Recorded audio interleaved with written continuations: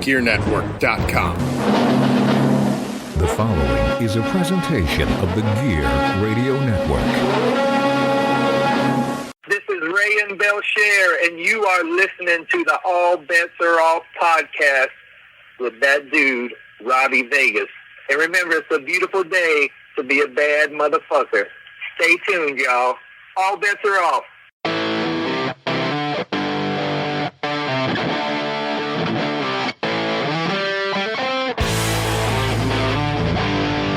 What's up, rock soldiers? This is the rock star Robby Vegas with another episode of the All Bets Are Off podcast, welcoming you once again. And if you're a new listener, welcome for the first time. I'm sitting here right now with my co-host for the day, Delsin Alekzander. What's up, man? What's going on? So we are here today, right now, backstage at the First Arena in Elmira, New York with Hart Legacy Wrestling. You having a good time? I'm having an absolute blast. This is awesome. I got to say, coming from your point of view, because I want you to tell the people what you're seeing today, this has been awesome so far. Yeah, absolutely. Just walking into this place for the first time, it's big. Everything's set up so, nicely and properly, and it's just I'm having an absolute blast. Got some good food. Yeah, we got some hydration going on over here. Yeah, we got some waters. Yeah. But everything's been solid today, and so we're going to do something special today. So you're my co-host. Cool. And you're also my runner. Because I know. I'm getting my cardio in for the day. You are. Because what are we doing is we're having people come in and out of the locker room, and we're going to do like a round robin of interviews and promote the show and put over Hart Legacy Wrestling, coming all the way from Calgary to New York. Yeah, I know. Such a travel, but you know what? I'm happy to be here. You were just out there bumping around in the ring under the lights. Sorry, I'm stumbling over my words already, but it's so hot under those lights. It really is. The smoke and everything, but it's just such an atmosphere that you're just so pumped up. I don't think you can get winded if you tried. No, yeah, I'm just soaking it in, and it's just so cool. Is there a match tonight that you're looking forward to? Honestly, that medieval match, it's really intriguing, man. Not even because we're with these guys right now, but it's just seeing them kind of, rolling around and stuff like that, and seeing the armor, it's insane. These guys are barbaric, true barbarians out there. Yeah, and they're going hard. Yeah. We saw them, me and you got to, I don't want to say play with the armor, but, no, yeah, but feel it and hold it. And they're hitting each other full steam. And for anybody listening who didn't watch this on pay-per-view, because yes, it is on Fite TV, these guys are wearing full suits of armor, and they're hitting each other as hard as they possibly can with swords, fists, kicks. Yeah. Doesn't matter. They're doing it. It's pretty insane. I'm looking forward to that for sure. He's behind you right there as we're putting him over. Yeah, I know, right? These guys in their armor, man, it's insane. Yeah. I really hope you guys have seen this on pay-per-view. I really do. And if you didn't see the first one, it will be on pay-per-view for the next one again. So awesome. Yeah. So check that out. So who do we got on first? I think we're going Gabe Baez. Is that who it is? Yeah, I think it is. Okay. So whenever you need me to start sprinting, you're the sprinter. You say go, and I'm out of here. Well, let's have you go get Gabe, and let's start these round robin of interviews for these people. Cool. Sounds good.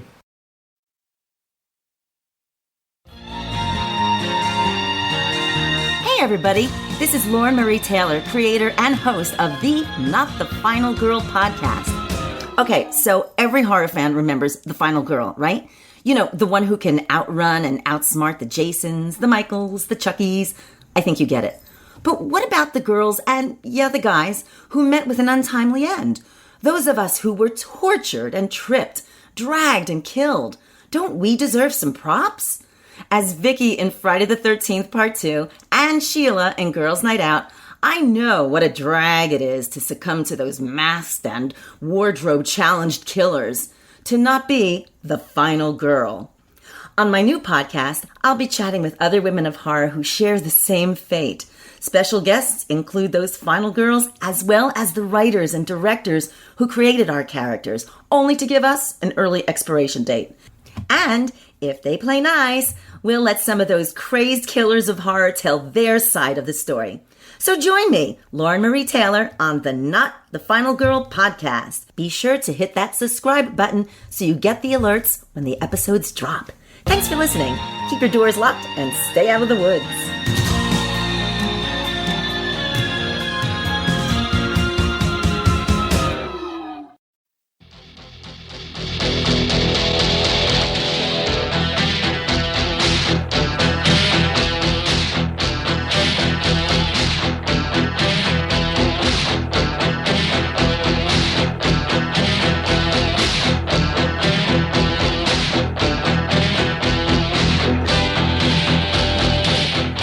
So Gabe, man, first of all, it's nice to officially meet you. So let me shake your hand now. Nice to meet you, man.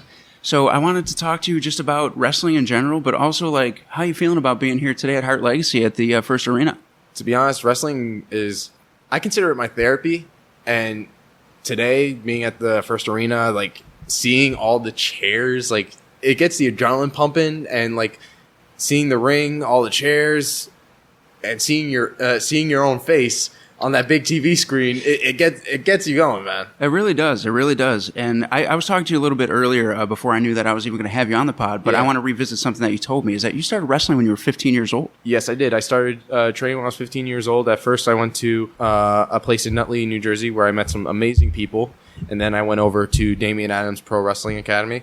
And honestly, all I learned from there, he basically focuses more on the psychology more than he does moves. And that's something that's rare to see nowadays. 100%. And I love that. I love it. And now you are 20 years old. Yes. So you've been in the wrestling business for 5 years. You're only 20 years old. Yeah. You can't even buy a beer. And you've been in the wrestling business for 5 years. Don't rub it in, man. But I like it. I think it's great. I honestly do. And, how old were you when you actually had your first match? 16? 16. Really? Yeah. And how did that go? Honestly, I was very nervous, and it was an emotional day for me because a year prior, I lost my godfather, my uncle Joey, and it was the day after his birthday.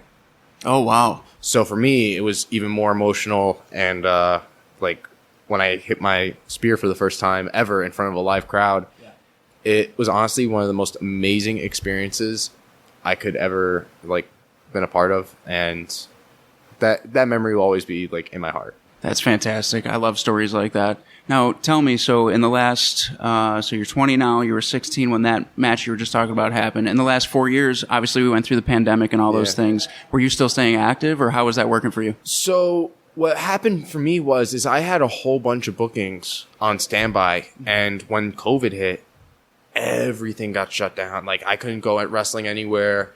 Team Adams, they shut down for a bit, and it was a bit of a very a struggle for me because I'm a guy who has to lift heavy weights. I have to do all this, and I started losing my physique. I went from 215 to maybe 220 and fat. And I looked at myself in the mirror. I'm like, I got a gut now. I got to do all this. I got to get back in the ring. And when I first got back into the ring, it was for a place in Ridgefield Park called ECPW. Oh, okay. And honestly, it felt good being back in the ring, doing shows again. And it's really a good feeling knowing that you haven't lost a step, but you're also regaining the feeling of wrestling again, feeling the canvas beneath your feet, or taking a bump, or just hearing the crowd go nuts. Yeah, absolutely. And I mean, that was probably the hardest thing for so many of the guys that I've talked to since then. But at the same time, you're here now. Yeah. You look great. Thank you. You're in the main event tonight. Yeah. And that's got to be really exciting feeling for you. This arena, for the people who didn't see it yet on pay-per-view or whatever, it's a big arena. This place is massive. I'm sorry for the echoes and the voices you hear in the background. We're in the locker room right now. But what do you feel about tonight? This place is haunted, people. But I feel very good. I don't feel too overwhelmed, but I'm not getting cocky. Everybody listening, don't think I'm getting cocky. It's just that because it hasn't fully sunk in yet. Yes, I've seen the arena, but right now I'm on cloud 9. And then when it starts getting closer to me, I'm probably going to be shaking like crazy because we're in a place that holds 4,000 people. We are. And this is the biggest I've ever wrestled in front of. The biggest I possibly ever wrestled in front of was Palisades Mall in New Jersey, I believe. Yeah. And it has nothing on this. Wow. This is the biggest arena I've ever wrestled in, and probably going to be the biggest crowd I've ever wrestled in. So you're already riding a high of adrenaline right now. Yeah. All right. I like it. And you're going to be in there with HC Loc, ECW original, Ring of Honor original. Yeah. No pressure. Not trying to make you nervous. No pressure or anything. You're just going to be in there with a guy who's been in the game for a while. Well, let me ask you this. You're still fresh to the business. You're 20 years old. Give me some things that are on a bucket list for you that you'd like to accomplish. Well, one of them is, I'm already doing it now. I'm main eventing a pay-per-view.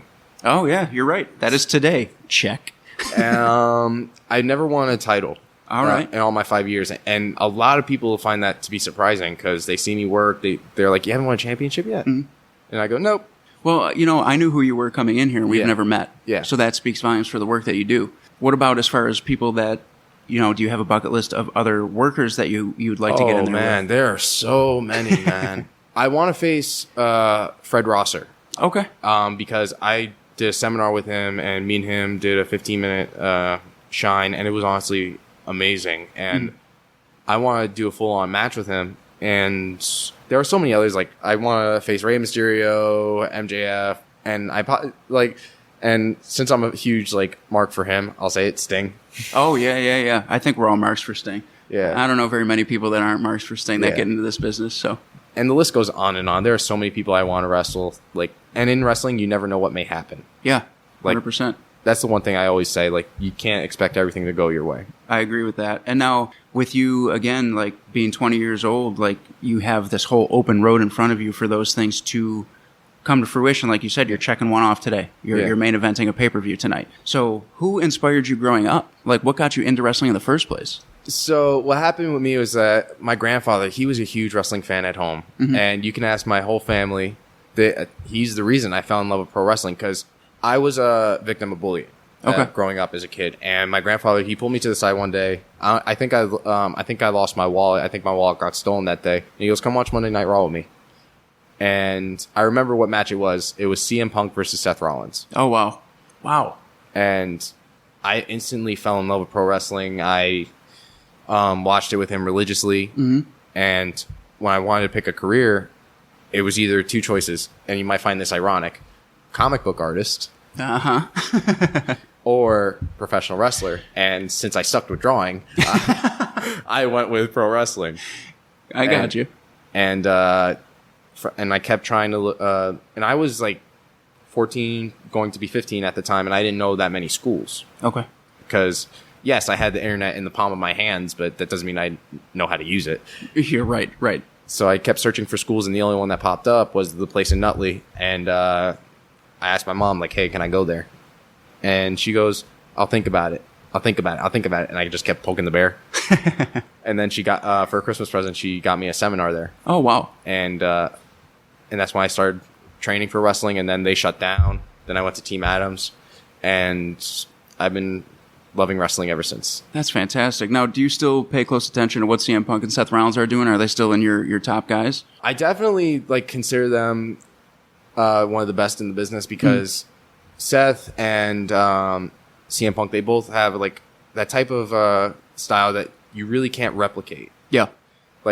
You can base yourself off of it, but you can't exactly duplicate what they do in the ring. Yeah. And when I saw CM Punk return after God knows how many years facing Darby Allin, that honestly was amazing. He still had it. And for sure. most people thought that he wasn't going to come back after his whole UFC thing, but like he's eventually going to come back. Yeah, yeah. And Seth Rollins, he's doing great for himself right now. Even though everybody's talking about the Monday Night Raw incident, I'm like, all right, cool. Well, I'll tell you this then. So if I asked you right now, give me your top four, your Mount Rushmore of wrestling at this very moment, could you do it? Could you pick four guys? Oh, I'm going to go old school on this. Good. That's my stuff. Bret Hart, Tito Santana, Stone Cold Steve Austin, Triple H. Wow. Yeah. That's solid right there. And Razor Ramon. You're giving me five. I like it. Right. Oh, I got to say rest in peace to Razor right now since we're talking about him, because that was a hit for the whole community. Yeah, whether you met him or not. I was, lucky enough to meet him one time, and he was a great, great, humble guy. But that's a great five, man. That really is. It's kind of ironic that you said Bret Hart first, as we're here at Hart Legacy Wrestling tonight. To be honest, I actually fell in love with Bret after watching his match with British Bulldog. I believe it was SummerSlam. 1992 at Wembley Stadium, yeah. I just loved how it was face versus face, and they knew how to get the crowd on their feet, knowing every counter. That scared the life out of me. Somebody just walked in from behind, and I didn't know what it was. I thought it was a ghost. It's all right. Gabe just got a little scared. There's a ghost in the locker room, and he's wearing medieval armor. I don't know.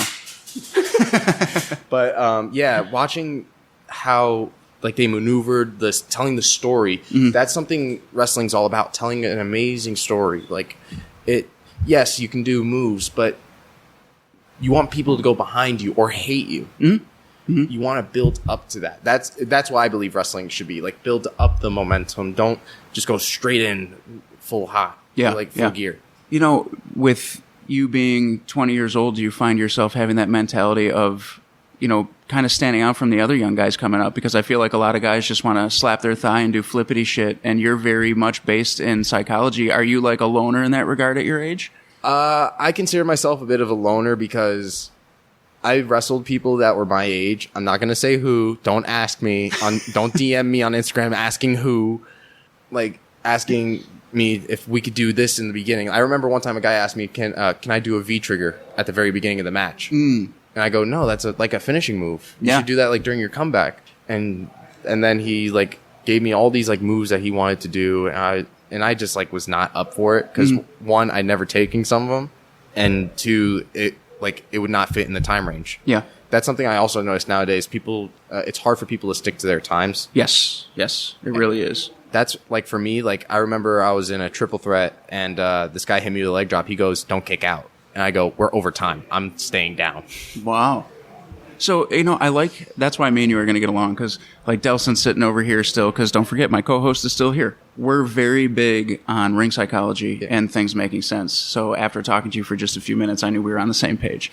So I'm going to wrap it up with you. We're going to bring in HC Loc. But before I let you go, I want to tell you I'm looking forward to your match tonight. And it was nice to meet you, man. Nice to meet you, man.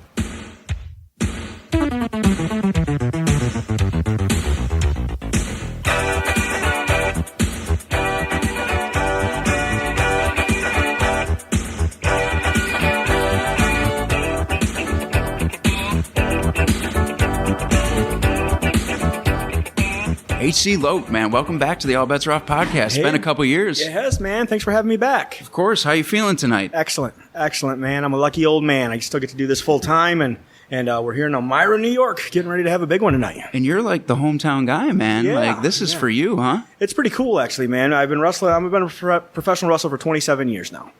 I think I've had somewhere around 1,760 matches for real. And less than 10 times have I wrestled this close to home. Come on, really? Yeah, so it's pretty cool. And we're in the arena right now, we're in a major arena, so I feel pretty lucky, man. Yeah. I'm excited. You're headlining the pay-per-view on Fite TV. Yeah.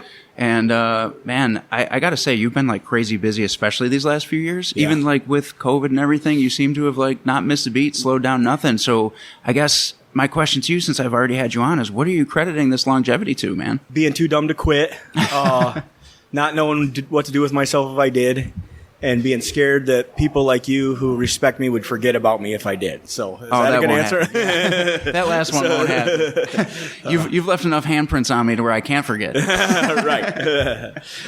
So tell me, before we even get going into anything else, what are we expecting to see out of you tonight? Like for your match? There's Teddy Hart in there, and that's a big variable. Teddy and I have quite a history. So that's going to be pretty cool, and we know what he brings to the table. He's one of the most amazing athletes our business has ever seen. And I have a completely different style. I'm a fighter. You and I have wrestled many times. Yeah. I'm a fighter out there. So I think it's going to be a really special match because I can about guarantee you're going to see the fireworks, you're going to see the fighting, you're going to see the brawling and everything that you could ever have. It's going to be like a potpourri of wrestling styles, and it's going to main event this pay-per-view, and I guarantee you that it's worthy of main eventing a pay-per-view. We're going to give the people something special. I never doubt you, man. I never doubt you. I got to say, too, when I said you haven't missed a beat, you've also been, like, your travel schedule is pretty heavy, man. Like, one night you're in San Antonio, and the next night you're back here in New York, and, what's happening there? Like, how are you keeping up with all that? It's, I wish I was more organized, but, I tend to look at my schedule. If somebody asks me if I'm open, I say, yeah, I think so. And I'll look there and I'm like, nope, I'm not. I'm wrestling somewhere. I hope I can find the message.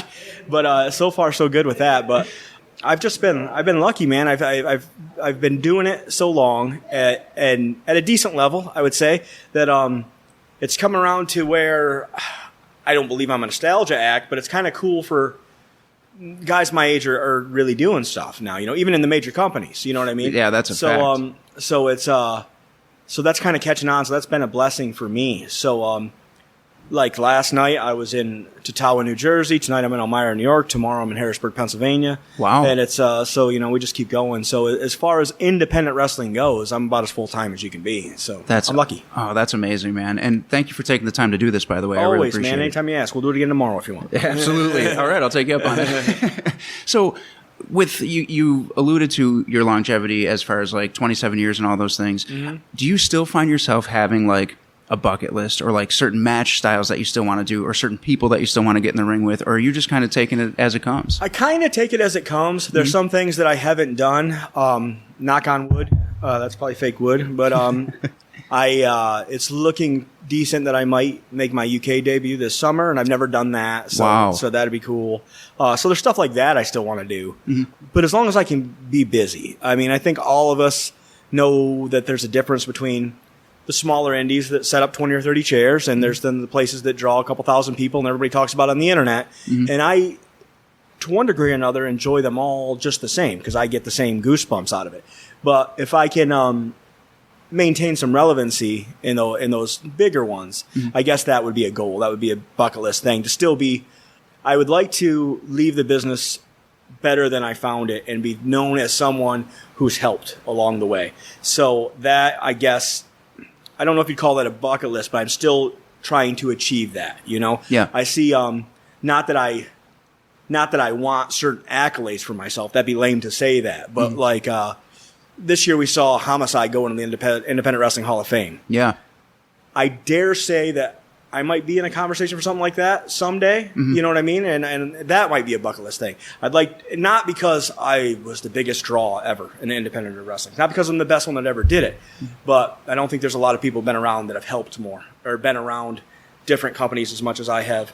And I don't think that there's too many guys that have more people out there that wrestle nephews, as we say, right? Yeah, you know what I mean? Right. So, yeah. So if and it's going well. I mean, I guess another way to look at it is I have achieved my bucket list because those that know that, and they're awful good to me for it. So sometimes you think maybe you did something right along the way. You know? Yeah, right. So, now, are you still pulling inspiration from other workers at this point, or is it just pulling inspiration from what you were just talking about just now and just that like kind of your legacy and the amount of time you brought in? It's pretty... not to say that I don't ever add anything as far as to offensive repertoire and that I'm not for trying new things because I always am. But I kind of have a style and I do what I do. And it took me 8 of those 27 years to have any idea who HC Loc was. My first match was not in this building, obviously, but it was in this town. And I didn't know what that was. I made up the name Loc when I was being interviewed like this for my first match off the top of my head, and it stuck for this long. You know, I didn't know what that meant.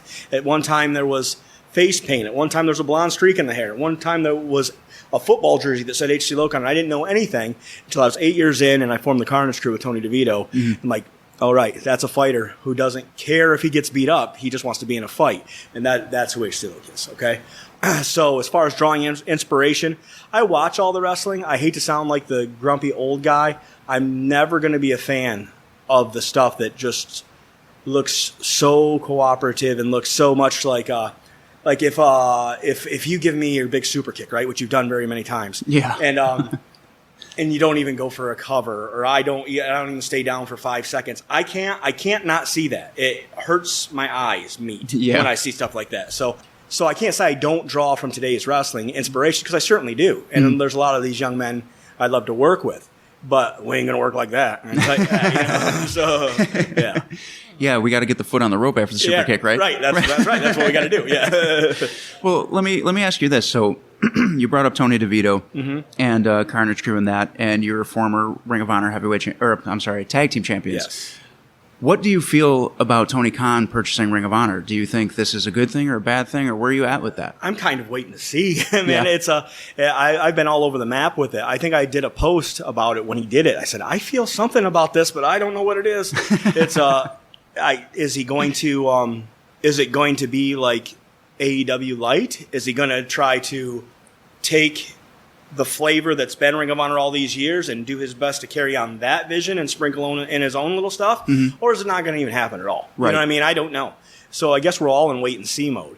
But I can tell you, I mean, with no spoiler alert, because there's nothing been talked about, nothing been signed. But that would be a major goal. Tony and I would like to if not get a run, do one of their, if they continue to do a pay-per-view, do one. I'll tell you right now, I mean, here's a bucket list thing, and I would say it's a bucket list thing for everybody involved. Red Dragon, Fish and O'Reilly, HC Loc, and Tony DeVito, all four, we want to fight. And so it's like, is that going to be AEW Dark? Is that going to be a new Ring of Honor? Or is somebody gonna are the Hart Legacy Wrestling going to have that match happen? That's something that we need to do. Yeah. So Tony trained Fish, by the way. I don't know if you knew that. So I did not know that's what that where that comes from. There's the Righteous from Ring of Honor with Vincent and Bill Carr, who is Dutch there, and their partner. Forgive me for not remembering his name.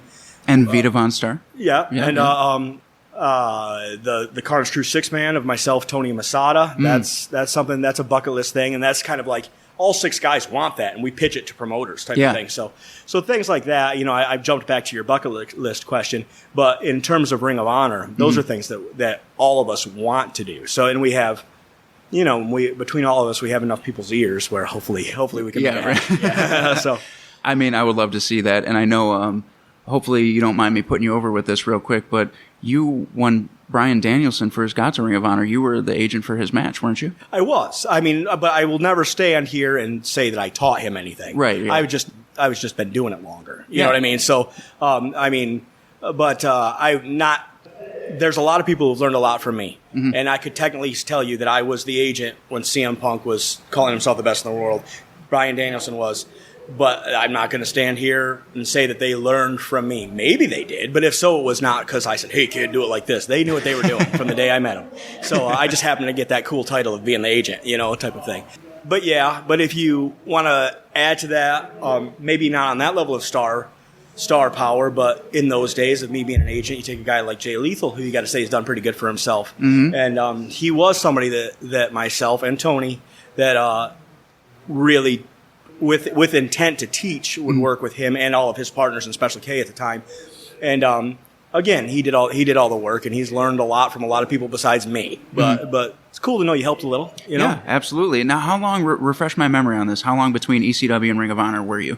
I was there till ECW closed its doors, and I was on the very first Ring of Honor show. So however long that was, I think it was 2001 to 2002. I was going to say that was pretty quick. I think it was like January to January. So I did a year on the Indies. Well, I've always done the Indies, but I did a year just Indies, and then I was for a while, and no one even really meant for it to happen. But I ended up having the record for the most consecutive Ring of Honor appearances, and a lot of that is because. Maybe Loki had to go to Japan for a month, something like that. So he couldn't do it, what I mean? So I got it by default, maybe, you know what I mean? But I did 50 shots in a row or something like that before I couldn't make one or wasn't booked or something like that. So I was last show of ECW, first show of Ring of Honor, so there was no gap for me. Yeah, that's really awesome. Some people that are currently learning from you, I want to talk about your school, because the last time I had you on, I think you were just starting that because I think your first 3 students I had put through their first match. You did, yep. And now, couple of years later, you have some really talented kids, man. And I'm going to chalk that up to a lot of it's luck. Not everybody can do this, and the Lord has gifted me with a few young men that seem like they were meant to do this, and I just get to be the guy that helps, It's I like to say that that they've got all the pieces. I just tell them how to put it together, put the puzzle together, I got type you. of thing, Yeah. But TJ Epics is, and with all due respect to his Wrestle Brothers, he's my top guy, and he's going to get to show the folks in Elmira that tonight. Absolutely. And I have Siren Rain, a young man named Adon Allen, who's just coming back to me. I have a bunch of young guys that I work with. Chael Connors, that he's on the show as well tonight. He's actually going to team with me. That's right. So it's called the Fighting Arts Pro Wrestling Institute. It's located in Campbell, New York. If anybody finds me or that name on Facebook, that's the way to get some information about that. But the school goes really, really well. And because I'm a dummy, I don't care that much about money. That doesn't mean you don't have to pay me nothing if you come. But it's got to be probably one of the cheapest for what it is schools around. And again, that goes back to my pay is knowing that I helped. Okay, so this is going to sound super corny, but that's how I live forever, right? Absolutely. If 15 years from now, when TJ Epics is AEW World Heavyweight Champion, remember I just said when, and he can say a little bit of that is because of HC Loc, all right?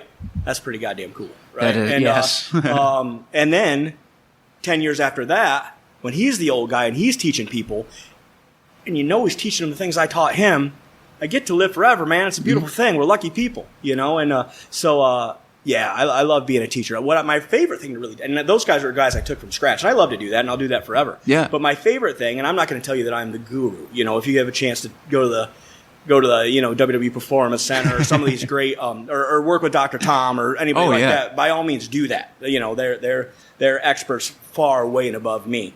But there is epidemic of indie bad habits, not because guys aren't good. It's because they never had anybody teach them the way I was lucky enough to be taught. And so I like to coach guys not just from scratch. I like to I love it when just working wrestlers will come down for a while, have a practice match at my school, and I'll take notes. I'll say, "That's awesome, man. Wait a couple more seconds before you go to that next move." Or, cinch them up really tight for that cover, man, so I believe that it's the finish. Stuff like that. You know what I mean? I love that. It's and that stuff right there talking about it. Those are my goosebump things where I can just see a little something. Yeah. And I swear to God, almost every time I'll say it to the person. And the thing about wrestling is this: if you do it well, and I'm not going to name names because God bless them, they're making more money than me, but I'm not the people that I talk about in modern wrestling. Their matches don't really make that much sense. Yeah. If it's done well, it's easy because you just have to know that.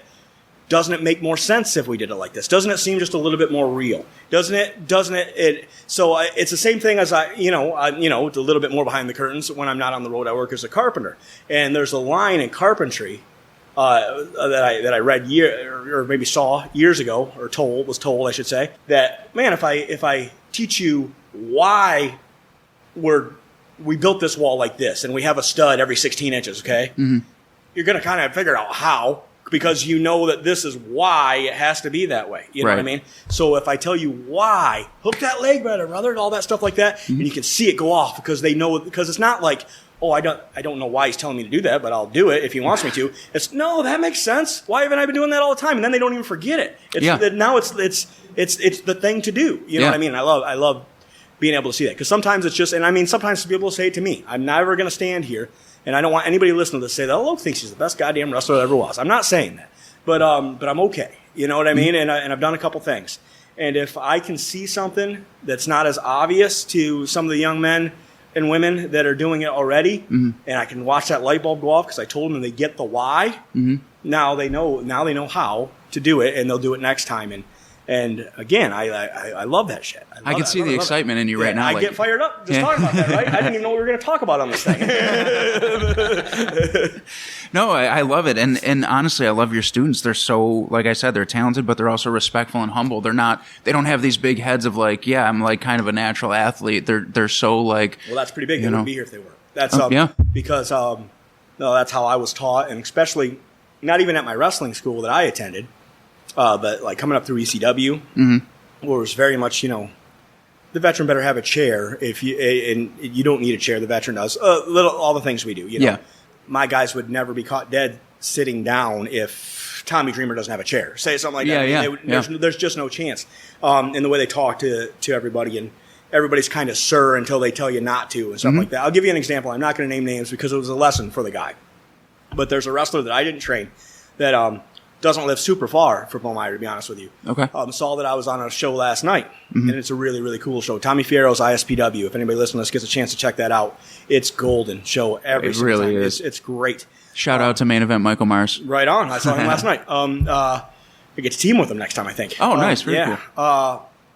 Anyway, so this young man was interested in getting involved with that show. Okay. And he's a guy that I barely know, and he hasn't been doing it very long. And my real name's Matt. That's an easy Google. We're not breaking kayfabe, right? So he writes me, and I quote, opens up, "Howdy there, Matt. I was thinking of attending that show this Friday, and I wonder if maybe you'd be so kind to introduce me to the promoter. Not, hello, sir. I'm going to be there Friday night. Do you think it'd be okay if I came and helped with the ring? And maybe, if I showed some face there a little bit, if you have any other tips I can do, and then if I kind of prove myself, maybe eventually you can say something to the promoter for me." And I had to explain that to him very, very firmly, and I was careful not to get mean the first time. He gets one free. Right. Next time it's like, "God damn it, kid, what'd I tell you?" But I messaged him back, and I said, "Young man, I have a very, very valuable lesson I'm going to teach you right now. First of all, you're not in any position to just show up and You haven't been doing it long enough. You haven't paid enough dues, and quite frankly, you're not good enough yet to just show up and have me, put in a word for you for the promoter. And for two, okay, there's no way in hell you should ever message a 27-year veteran that you don't really know and say, "Howdy there, Matt." Right. You say, "Excuse me, sir," or "Excuse me, Loc." And that's not because I'm an asshole and think I deserve that, but I have earned it. Okay, and that's what we do. And Robby, I've been doing it a hell of a lot longer than you. Yeah. But I'll tell you this: if my guys talk to you any different than that, because you're above them, we have to do that. And it's not because we keep the guys down. It's because this can't be for everybody. It can't be. I'm a person that wants to help everybody succeed in pro wrestling, but it can't just be for any jagoff who wants to walk in and not respect our traditions and not respect our etiquette. It cannot be. I won't allow it. And I'll be as nice as I can be until you give me a reason not. Yeah. And then he wrote me back. He says, "Sir, I did not mean to disrespect you." I said, "I know you didn't. This is just a lesson, kid." And my exact words were, "Keep training hard, pay some dues, carry yourself like a professional, and man, I can't wait to help you then." So, and that's you know what I mean? Yeah, so, absolutely. So you mentioned that because my guys seem to be respectful, because it was drilled into my head. You know, it's Oh, we were brought up the same way. I say we because my original tag team partner and current tag team partner again are sitting here, and we were trained by the same person. Yeah. And his trainer was Les Thatcher, so it got passed down. Yeah. So that's just the way that we do things. That's how Les lives forever. See what I mean? That right there. Boom, boom, boom, Yeah. boom, boom. You know, it's you weren't trained by Les, but you got Les in you. Yes. You know what I mean? And Yep. so, and it's awesome. Exactly. So And I got to say, I even felt weird, like, having you put a good word in for me recently, and the only reason it came up was because, again, shout out Mike Mars, said that you were willing to. Yeah. And I was like, oh, really? Like, because I didn't want to be the one to ask. Sure. You know what I Yeah. mean? And it was just one of those things where, like, another shout out real quick, Tyson Dukes told me, if you know people who believe in you, use them. Yeah. And I always felt weird about that until a couple weeks ago when you told it to my face. Yeah. You literally were like, if I can get you in somewhere, tell me. Yeah. And until then, I would have never. Yeah, I would have never. Well, it's because you were brought in right, type of thing. And to me, as long as I've been doing it, this will make me sad, but I didn't speak to Brody Lee for the last couple of years of his life. And he started, I'm not going to say I was his trainer, but he kind of started with me. You know what I mean? And I think that, I was like one of the guys. I was Wrestle Uncle, like we talked about. Oh, yeah. That type of thing. And because when he got his deal and he became a star, I told him how fucking proud I am of you. I know you're going to do great. When you headline WrestleMania, I want good tickets. And he got back to me and told me, "Oh man, that means so much to me. You have no idea. There'll be great tickets for you." And then I let him be. And as he gets, and then he goes to AEW and all that stuff. I could have said, "Hey, brother, remember me?" Blah, blah, blah. I don't do that. You should know that I'm interested. You know what I mean? You know what I mean? And I don't, because so many people, well, there's that example. That kid, messaged me the other day. And he went about it all the way. And if anybody's listening to this, if there's anything I can do to help you, please message me. I'm not saying don't do that. But, guys that kind of get above you type of way. And it's not just years. Like I said, I was there when Brody, kinda helped break him in. I've stressed kinda. I don't want credit for something I didn't do. But he got what he earned. And I'm not going to be one of these guys that says, "Oh, hey, brother, remember me? Maybe you can do this favor for me." Blah, blah, blah, blah. It's, if anything, in a situation like that, and God bless Brody, he's gone. But if I see somebody like that now, I saw Jerry Lynn 2 weeks ago, right? Oh, yeah. And he was telling me a little bit of stuff about what he does at AEW, and I said, "Yeah, man, I hope to see you there sometime. I'd really like to do one of the tapings." And he gave me the guy to talk to about it. But I wasn't going to say, "Hey, Jerry, do you think that I could?" Because he knows I'm a wrestler. Yeah. If he's not looking at me saying, there's no way he's thinking in his head, well, I could get Loc booked, but he's probably not interested. He knows I'm a working professional wrestler, and he knows where he works. Yeah. So I'd say, "Hey, man, I hope to see you there someday." And that's part of the game, right? It's because, because I don't want to sound like I don't want to call in a favor on a guy that I haven't talked to in a long time. 100%. Right. Yeah. Not that he doesn't owe me a favor. Yeah.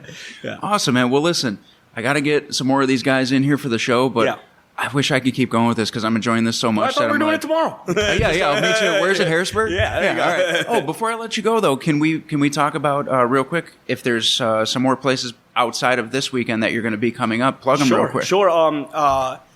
Like I said, tomorrow I'm in Harrisburg, Pennsylvania. I don't know when you're going to post this. Tomorrow I'm in Harrisburg, Pennsylvania for RWF. I'm working with Madman Pondo, so that'll be funny. Yeah. I mean, it's I've had a good weekend. Last night was Bull James. Tonight's Teddy Hart, and tomorrow's Madman Pondo. Like, I'm all over the map. Backflips tonight and Saw Blades tomorrow. Yeah, there you go. And next Friday night, this will be a cool one for down in New Jersey for Danny DeManto. There, the ICW. It's the Carnage Crew back together. Oh, okay. Tony and I against SATs who are back together. So that's a cool thing. And that they don't have ropes on the ring; they have chains. So it's like a little.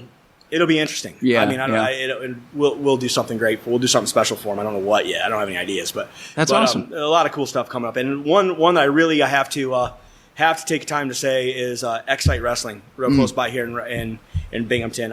I try to help there as much as I can. I'm their current heavyweight champion. And there's always great cards there, always great talent there. People get their money's worth for that place. It's in the Oakdale Mall in Binghamton, New York. Okay, it's a great venue. We run there once a month.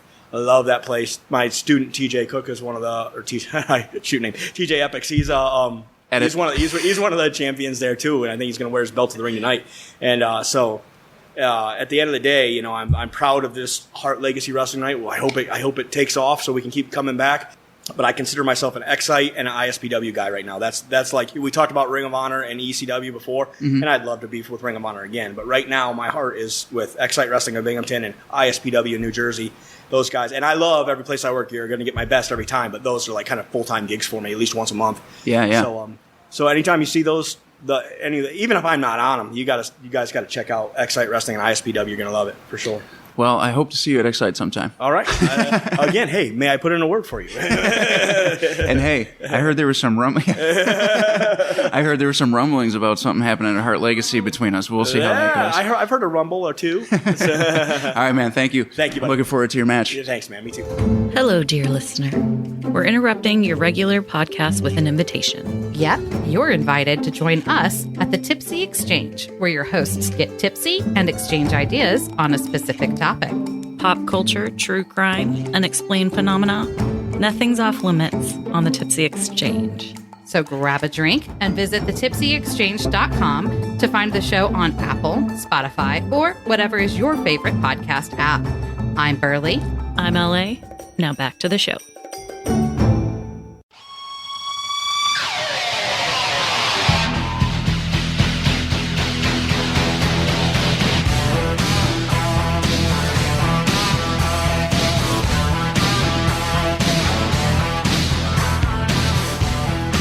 All right, listeners. So I'm sitting here now with Shannon Ritch, and man, Shannon the Cannon Ritch. Love it. And Hart Legacy tonight, man. How you feeling? That's right, man. I feel good. I feel pumped up, man. It's a big 5,000-seat arena here in Elmira, New York. Flew all the way out from the Sunshine State of Arizona, and hanging out in New York, man. So tell me this: you know a lot of different fighting styles. Is that correct? Yeah, man. I've been doing this for 30 years, dude, and I've pretty much know. I'm not going to say I'm a black belt and everything, but I'm a black belt in a lot. Yeah? Give me some of the fighting styles that you know. Just give me. Obviously I started off with karate, taekwondo, if you want to call it that. Mm-hmm. I know Taibo. I know bullshitsu. Brazilian Jiu-Jitsu, 4th-degree black belt under Carlos Machado. Professional Muay Thai kickboxer, trained in Thailand with Fairtex. And, I've done MMA, or actually NHB, no holds barred, bare knuckle boxing, regular boxing, and professional wrestling. So what did you start with? Obviously traditional wrestling, right? High school, junior high wrestling, and collegiate wrestling, and then moved into Brazilian Jiu-Jitsu and kickboxing. Really? So how do you find your way into the world of professional wrestling? I find it really well, man, because, I'm an actor, and a lot to do with professional wrestling is entertainment. And, there's the term you have to sell. You have to get over with the crowd. You have to be comfortable with the, interviews and being comfortable with the camera. So, that all translates into acting. So, yeah, man, it's good stuff. Do you have any specific wrestlers that you were a fan of before you got into the business yourself? Oh, come on, man. I know Randy Savage, Hulk Hogan. Yeah. You like the classics. Yeah, man, I'm 51 years old, so my era is the 80s. Any of the 80 wrestlers. I'm a big fan. If I had to say anybody, obviously it's The Rock. I think The Rock is is above and beyond anybody out there right now. And not as, just in wrestling, but just as a person, man. The guy's doing everything he touches turns to gold. He's got the TV show. He's got the acting. The Rock's the man, dude. I totally agree. And I was going to say that's fitting for you being an actor as well, because obviously we know The Rock did that. Trying to follow in his footsteps. So when did you get interested in acting, man? Like, how long have you been doing that? So, man, I've been doing acting since the early 2000s, starting with Walker, Texas Ranger, the original ones with Chuck Norris. Did iCarly, Numbers, CSI Las Vegas. I got to stop you at iCarly because you played an MMA fighter, didn't you? No, I actually played a pro wrestler. Come on, did you really? Professional wrestler. Yeah, it was the episode when the kids snuck out and went to the pro wrestling match. Oh, that's great. That's great. So, what got you wanting to do that? Is it just a natural progression for you? Because I think it was natural progression. I watched Ken Shamrock and Dan Severn go into pro wrestling, and I'm obviously friends with both those guys. Dan Severn is the one that's pretty much put me under his wing in MMA. Not only are we friends, but we've trained together. Actually, heck, we fought twice together. After we fought, we became really good friends. And Dan's, taught me a little bit about pro wrestling. He's helped me out in my career for sure. Excellent. Very cool. So one specific thing I wanted to ask you about, if you can tell us about this, is the Commando with Mickey Rourke. Isn't that the most recent film that you were part of? Second most. The other one is A Day to Die, just came out on Apple TV with Bruce Willis, Frank Grillo, Kevin Dillon, myself. It's an action film. It was really good. I played a stunt actor, so I got shot a lot. I think I got shot like 9 times. Come on, like really? That. Yeah. So that's where the pro wrestling comes in, because you don't have to take a bump on concrete. Yeah. So they're shooting you and you're doing bumps, and then you're falling down. Yeah. The other one, it's out too, is the Commando with Mickey Rourke, Michael J. White. That one actually, I had a speaking role, and I had a fight scene with Mickey Rourke, so that was cool. I just finished another movie called Rear View. It'll probably, when you do movies, it takes like a year to come out. So next summer, you guys maybe look out for a movie called The Rear View. I was co-starring with Cuba Gooding Jr., had like 36 pages of dialogue. Yeah, man, it was fun. Good times. That's awesome. Now, how was it working with Mickey Rourke? You said you had a fight scene with him. Yeah, Mickey Rourke's a super cool guy. I think the fact that I'm a real fighter, boxer, he's a boxer, so we just clicked. We connected really well. Now, since we talked about how many different fighting styles you actually know, when you're in a ring and you're wrestling, do you see those all coming out? Oh, absolutely. In the pro wrestling, they have a move called the super kick. Mm-hmm. Well, that's a lead leg hook kick in karate. And I actually did that. I was the first guy in MMA to actually do it, land it, and knock the guy out. Really? Yeah. So if you look up, all you listeners out there, Google MMA super kick, and you'll see Shannon the Cannon Ritch knocking out John Big Wood. Now, I probably shouldn't have to ask you this, but I want you to explain it anyway. When did you get the Cannon nickname? Man, I got the Cannon, man, way back in 1991. I started fighting NHB, No Holds Barred, Vale Tudo, No Rules in 1991. I was 21 years old. We'd go down to Mexico. They'd have the chicken fights, they'd have the dog fights, and then they'd have the people fight. And, you're making, $500-600 as a college student. That's quite a bit of money. Yeah. So, yeah, man, I fought, and then I fought one time. I knocked a guy out like in, 10, 11, 12 seconds. So it was real fast. Mm-hmm. The promoter was obviously looking down. He looked up. He's like, what happened? The guy next to him was like, that guy it looked like he got shot out of a cannon. Hence my name, Shannon the Cannon. And it rhymes. So, it just stuck. It just stuck. Everybody just started calling me Cannon. I like it. I really do. Yeah. Now, did you actually wrestle in Japan? Yeah. I wrestled for New Japan Pro Wrestling and Battle Arts. Antonio Inoki is the one actually got me in Pride. I fought Sakuraba main event Pride 11. Fought Nakamura in Japan. Fought who else, man? Matsui. Did pro wrestling with him in Japan. I fought in Pancras several times. Big guy Yuki Kondo. Fought Yuki Kondo in Pancras. Yeah, man. So I've done pro wrestling, shoot fighting. Mm-hmm. In Japan, the pro wrestling style is a shoot style. Mm-hmm. So it's a hard style. It's more or less looks really, really real, and pretty much it is. I mean, it's punching, kicking. They give you the beginning and they give you the end. They let you know who's going to win, but the middle is totally up to you. And sometimes it gets out of hand, and you're really getting punched, you're really getting kicked, you're really getting thrown. And you have to remember, hey, I'm supposed to let this guy win. Did you ever find yourself in a shoot when you were in Japan where it just got... Yeah, several times. How do you handle yourself in a situation like that? Man, I'm Shannon the Cannon, man. You just have to take him out? I fight. Yeah. I just do what I do, yeah. I'm the current bare knuckle boxing heavyweight world champion. Yeah. I'm 26-3 bare knuckle. I'll fight anybody, anywhere, anytime. That's my mantra. So, when things go wrong and, they're they're in need of a receipt, I give it to them. Yeah. Now, if the promoter, say, didn't want you going over, but you find yourself in that position, you kind of have to, don't you? Yeah, you have to, man. Yeah. You pretty much have to just you fill the room. You know what I mean? If you got a guy really hurt, really bad, however it ends up, and there's like no way he can win, you just got to win. With the contrast of Japanese and American style wrestling, obviously tonight being American style, what do you feel more comfortable doing? Like, what's your wheelhouse? I'm literally better as a shoot guy. Mm-hmm. I can do the American pro wrestling. It's just I'll be honest with you, I'm still a beginner at it. Mm-hmm. I feel like I'm a student of the trade. Although I've been doing it for 10 years, I'm still a beginner. The terminology, everything else is all different because I'm again coming out of Japan, so they have different words, different names. Yeah, and a lot of those guys you were working with probably didn't speak English. They don't speak any English, man. It's all body language. You just kind of have to go with the flow. Yeah. So how are you feeling about tonight's match? Tonight's Hart Legacy Wrestling. We're in Elmira. We're at the first arena right now. You're going in there with TJ Epics, who is a champion over at Excite Wrestling in Binghamton, not too far from here. Yeah, how are you feeling going into that? The kid walked in with his belt. I'm like, oh man, fight me a champion. Yeah. All right. I'm just pissed off Eric Prindle didn't show up. Eric Prindle is a Bellator heavyweight champ. He got knocked out in BKFC, so I know he doesn't want to fight me. He doesn't want to get in the ring with me. Like I said, I'm 26-3 bare knuckle boxing, and I think Eric's just afraid. Is that who was supposed to be here Yeah, he was supposed to be here tonight. So this kid stepped up. I don't know anything about him. We're just going to go out there and put on a hell of a show, and may the best guy win. Yeah, absolutely. He's fast, man. Get your hands on him and hold him down. Yeah, that's the plan. Well, before I let you go from the podcast, you already talked about a movie that you have coming up in a year. Is there any other projects or anything that you want to plug, or your social media? Shannon Ritch MMA, and you can find me there. Just Google me, man. Shannon the Cannon. You Google me, and all the kids are using it now. There's this thing called Google. All right, man. Well, thank you for being on the show. I appreciate it. No worries, man. Shannon the Cannon, 8-time MMA World Champion. Guys, look me up, man. I appreciate getting on the show. Thank you, man.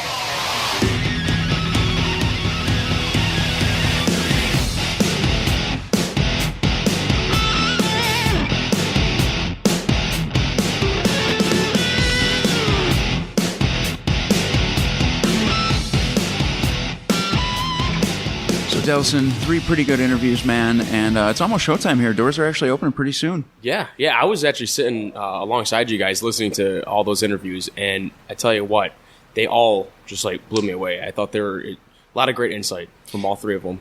Pretty crazy because it's 3 different backgrounds, 3 different, almost 3 different age ranges, all kinds of things going on here. But I'm really looking forward to the show getting started. We got to get changed and get into our positions and do all that stuff, and yeah, man, I'm excited. Yeah, me too. I'm actually looking forward to TJ's match as well. Shannon the Cannon. I'm sorry. Especially after his interview, I'm like, okay, I'm tuning in to see this. Almost scared you a little bit too, like he's gonna murder TJ or something. Yeah, absolutely. TJ Epics, we love you, bro. Good luck. By the time this airs, we'll know. We'll know if you're still alive. But also by the time this airs, obviously, it's on Fite TV on pay-per-view. Guys, if you didn't catch this one, make sure you're on the lookout for the next one. A lot of you already have Fite TV because you're watching Impact, you're watching NWA. So make sure you're keeping an eye out for Hart Legacy because big things are brewing over here, man. Yeah. Well, Delsin, thank you for being my co-host. Thanks for having me. Thank you for being my runner. Yeah, I know. I'm out of breath from that. But well, let's go have some fun and wrap up this podcast, and we will catch you guys next week on ABAO. Let's go.